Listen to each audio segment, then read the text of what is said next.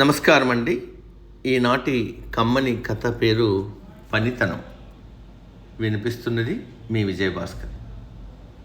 ఒక కుర్రాడు ఒక మెడికల్ షాప్కి వెళ్ళి ఫోన్ చేసుకుంటానని షాప్ ఓనర్ని అడిగాడు.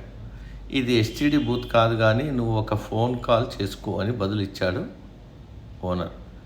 ఆ కుర్రాడు రిసీవర్ ఎత్తి ఒక నంబర్కి డైల్ చేశాడు. షాపులో కస్టమర్లు ఎవరూ లేకపోవడంతో షాపు ఓనర్ కుర్రాన్ని గమనిస్తూ అతని ఫోన్ సంభాషణ వినసాగాడు.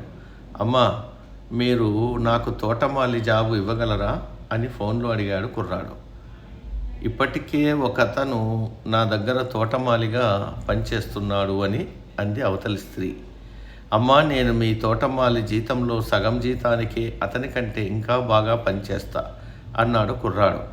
తన దగ్గర పనిచేసే వ్యక్తి పని సంతృప్తికరంగా ఉందని ఆ స్త్రీ బదులిచ్చింది. ఆ కుర్రాడు మరింత పట్టుదలతో, అమ్మా, నేను మీ ఇల్లంతా ఊడుస్తాను, మీ ఇంటి తోటను ఈ నగరంలోని అత్యంత అందమైన తోటలా మారుస్తాను అన్నాడు.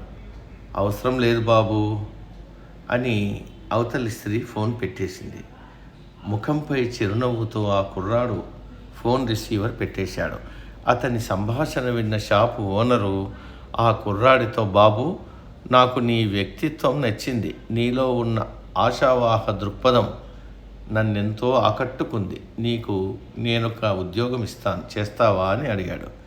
చాలా కృతజ్ఞతలండి, కానీ నేను నా పనితనాన్ని గురించి తెలుసుకోవడానికే ఈ ఫోన్ కాల్ చేశా. నేను ఇందాక మాట్లాడిన ఆమె దగ్గరే తోటమాలిగా పనిచేస్తున్నాను అని జవాబిచ్చాడు కుర్రాడు. సమాప్తం.